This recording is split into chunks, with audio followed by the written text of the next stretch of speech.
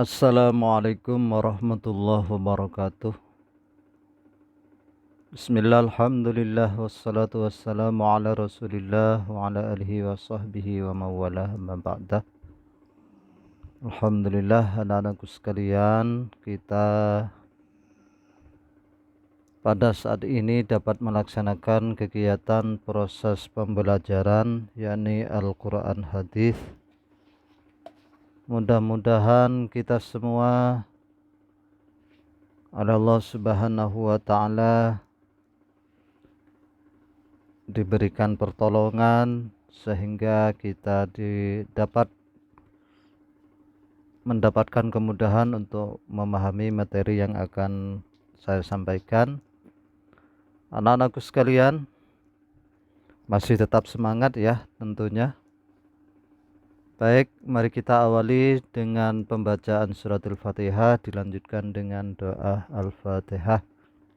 A'udzu billahi minasyaitonir rajim. Bismillahirrahmanirrahim. Alhamdulillahi rabbil alamin arrahmanir rahim maliki yaumiddin. Iyyaka na'budu wa iyyaka nasta'in. Ihdinas siratal mustaqim. Siratal ladzina an'amta 'alaihim ghairil maghdubi 'alaihim waladdallin. Rabbighfirli wa liwalidayya amin. رضيت بالله ربا وبالإسلام دينا وبمحمد نبيا ورسولا ربي زدني علما وارزقني فهما آمين يا رب العالمين. Anak-anakku sekalian, pada kesempatan kali ini Pak Ali akan menyampaikan materi Al-Quran Hadis pelajaran pertama, yakni pada kelas 4.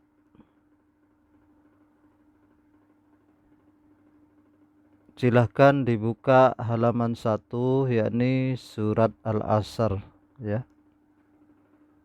Surat Al-Asr merupakan surat yang ke-103 dalam Al-Quran. Kemudian yang kedua, surat Al-Asr adalah termasuk surat Makkiyah, yakni surat yang turun sebelum Nabi hijrah. Yang kedua, Al-Asr artinya waktu atau masa. Jadi Al-Asr itu artinya waktu atau masa. Yang keempat, kata Al-Asr diambil dari ayat pertama. Wal asri innal insana lafi khusrin ila akhiriha. Di situ ada wal asri, lah itu adanya pada ayat pertama, sehingga kemudian lafal Al-Asr itu dibuat atau dijadikan nama daripada surat ini. Kemudian surat ini memberitahukan bahwa manusia dalam keadaan rugi kecuali orang yang beriman, beramal soleh, serta saling menasehati dalam kebenaran dan kesabaran. Baik, selanjutnya anak-anakku sekalian, lafal surat Al-Asr. Anak-anak bisa disimak, Pak Ali akan membacakan surat Al-Asr dan anak-anak di rumah ditirukan ya. Syukur-syukur nanti bisa hafal. Jadi ketika pas tatap muka, nanti anak-anak saya suruh maju satu persatu untuk menghafalkan surat Al-Asr ini. A'udzu billahi minasyaitonir rajim. Bismillahirrahmanirrahim. Wal asri innal insana lafi khusrin illal ladzina amanu wa 'amilus solihati wa tawassaw bil haqqi wa tawassaw bis sabr. Itulah bacaan daripada surat Al-Asr. Kemudian Arti surat Al-Asr, ya, arti surat Al-Asr. Yang pertama mufradat, ya, arti kata. Pak Ali bacakan, silakan anak-anak dibuka halaman 5.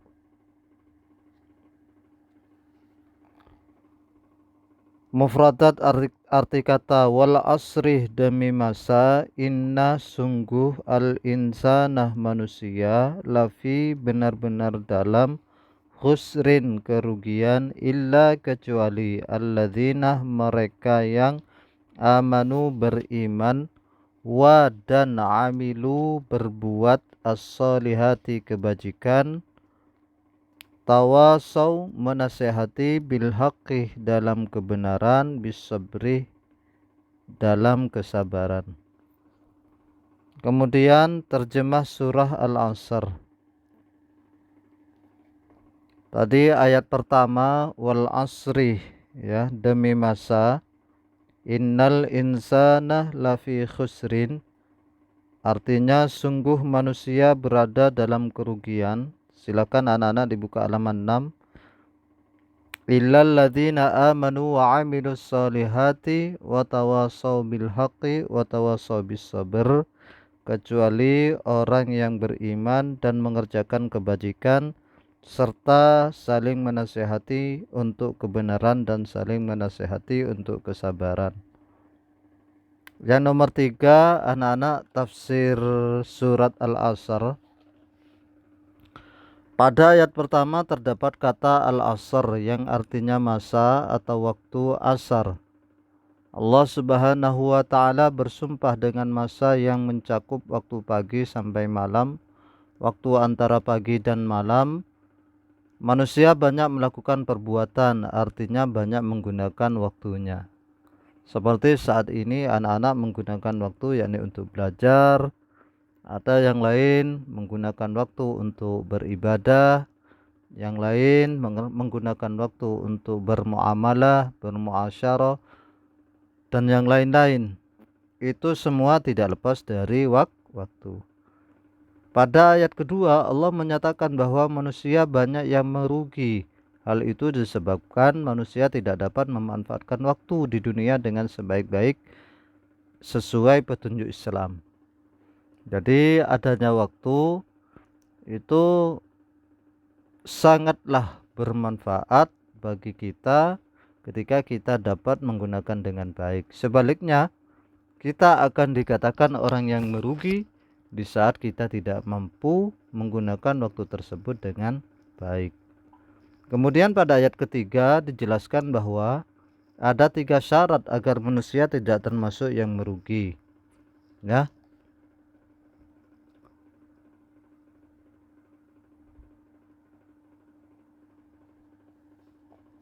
Tidak merugi, yang pertama di situ adalah beriman, ya.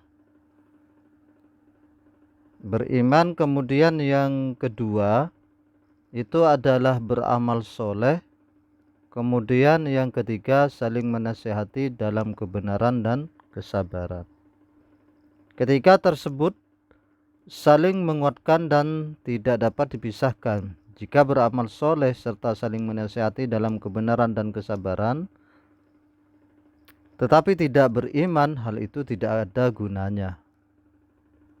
Sebaliknya, hal paling utama dan tidak boleh dilupakan adalah iman. Jika iman sudah melekat di hati, tentu manusia akan melakukan kebajikan yang sesuai dengan tuntunan Islam. Sehingga anak-anakku sekalian, yang pertama kita harus beriman terlebih dahulu. Iman adanya Allah, iman adanya Rasul Allah, iman adanya kitab Allah, iman adanya malaikat Allah, iman adanya hari akhir, iman pada qada dan qadar. Bila ini yang terjadi atau bila ini yang kita lakukan, maka fa insyaallah kita akan berbuat soleh. Dan kesolehan itu juga akan berdampak kepada saling menasehati dalam kebenaran dan kesabaran. Ya, itulah anak-anakku sekalian. Bila orang tersebut beriman, beramal soleh, saling menasehati dalam kesabaran, dalam kebenaran dan kesabaran, dan ini dilakukan dalam setiap waktu, dalam setiap kesempatan, dalam setiap saat, tentunya orang itu adalah tidak dikategorikan sebagai orang yang merugi. Kenapa? Karena dia sudah menggunakan waktu dengan baik. Sebaliknya, bila orang tersebut kemudian tidak melakukan tidak beriman, naudzubillah, kemudian tidak beramal soleh, tidak saling menasehati dan yang lain-lain, tentunya ini adalah termasuk orang-orang yang merugi. Kandungan surat Al-Asr 1. Islam menganjurkan manusia untuk menggunakan waktu dengan baik. Gunakanlah waktu yang ada sebaik mungkin. Anak-anak pada saat ini waktu untuk belajar, maka gunakan waktu itu untuk belajar sebelum penyesalan itu datang di hari kemudian. Waktu untuk sekolah, waktu untuk beribadah, waktu untuk mengabdi kepada orang tua, gunakan waktu itu untuk mengabdi kepada orang tua, membantu orang tua. Karena bila tidak, yang pertama tidak belajar pada saat-saat di mana ada waktu yang bisa digunakan untuk kita manfaatkan untuk belajar, maka tentunya kita akan merugi pada saat hari tua. Begitupun kebaikan-kebaikan yang lain, anak-anakku sekalian. Kemudian yang kedua, Allah memerintahkan manusia 3 hal. 1. Beriman, 2. Beramal soleh, 3. Saling menasihati dalam kebenaran dan kesabaran. Itulah anak-anakku sekalian kandungan daripada surat Al-Asr. Selanjutnya halaman 7 yang B, surat Quraisy, ya, surat Quraisy anak-anakku sekalian. Surat Quraisy adalah surat yang ke-106 dalam Al-Qur'an.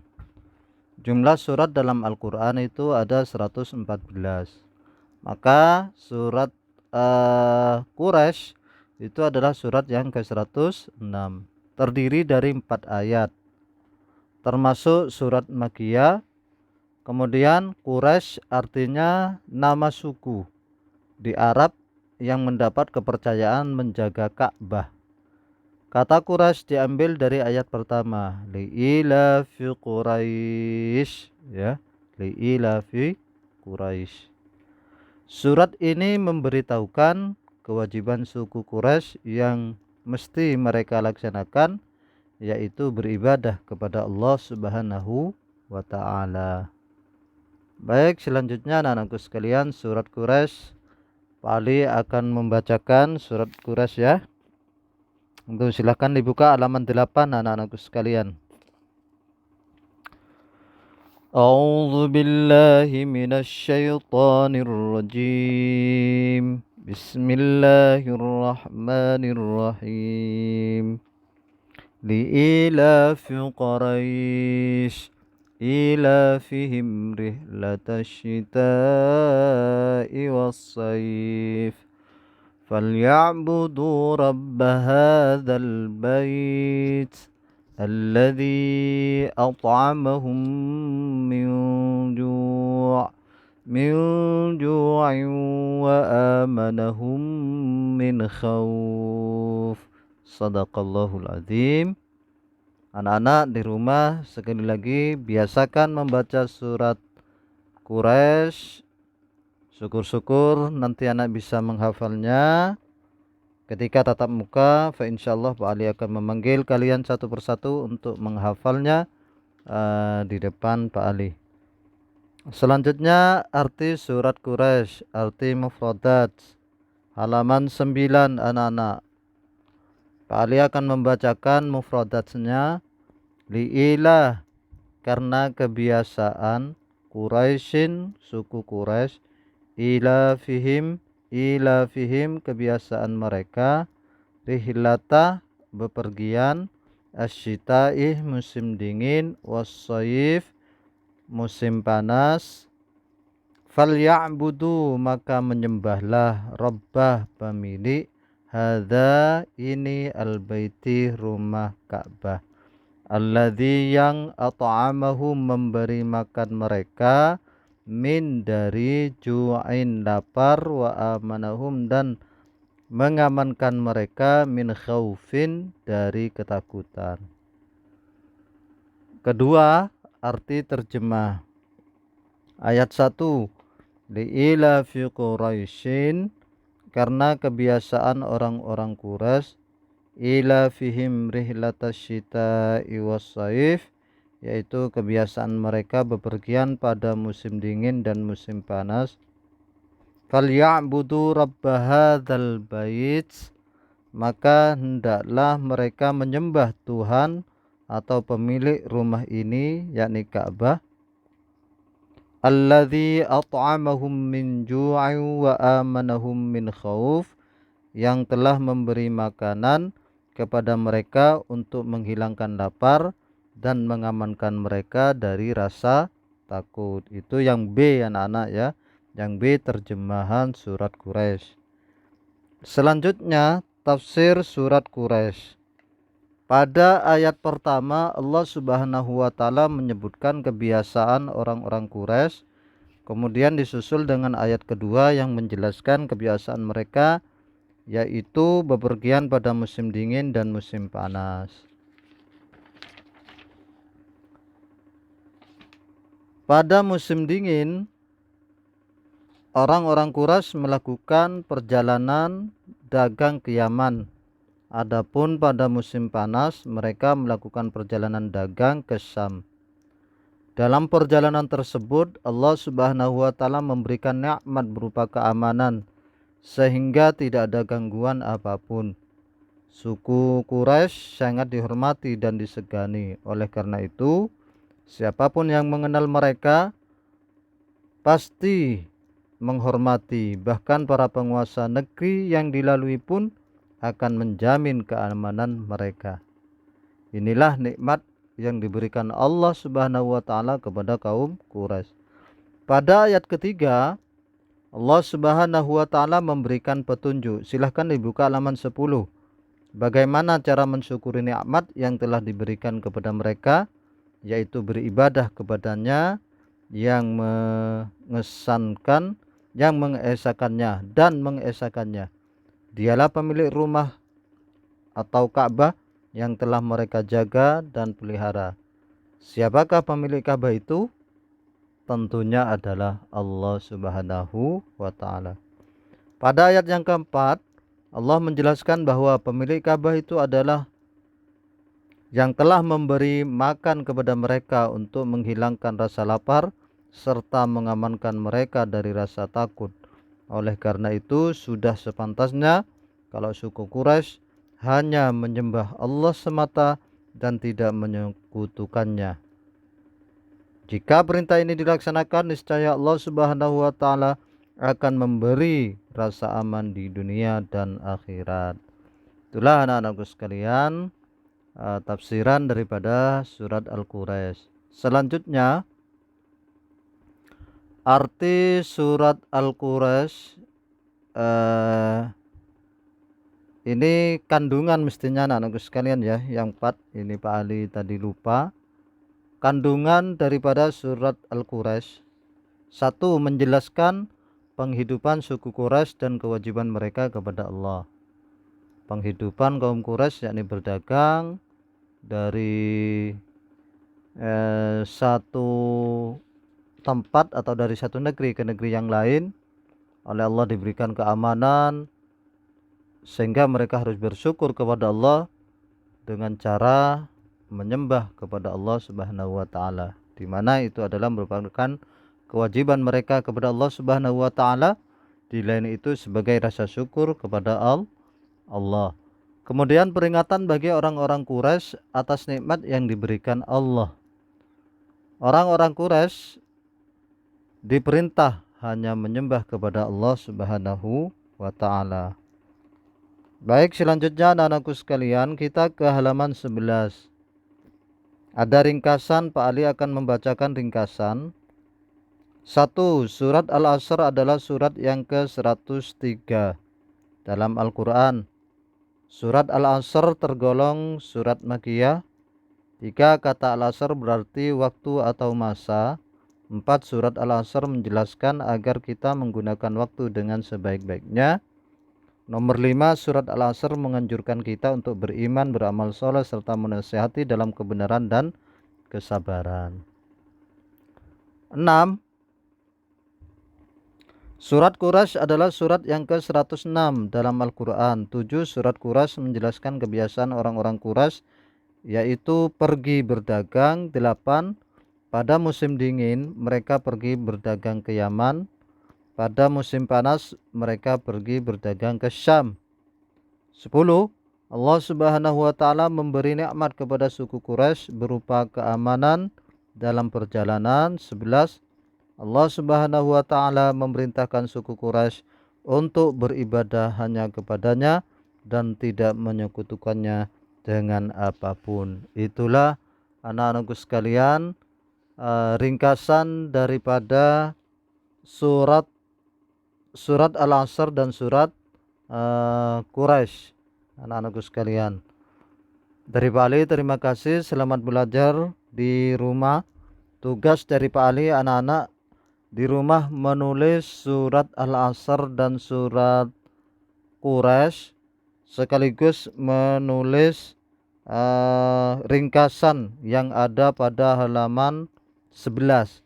Menulis ringkasan yang ada di halaman 11. Anak-anak selamat belajar di rumah. Dari Pak Ali, kurang lebihnya mohon maaf. Mudah-mudahan kalian semua diberikan kesehatan oleh Allah Subhanahu wa taala. Amin Allahumma amin. Walafu minkum. Wassalamualaikum warahmatullahi wabarakatuh.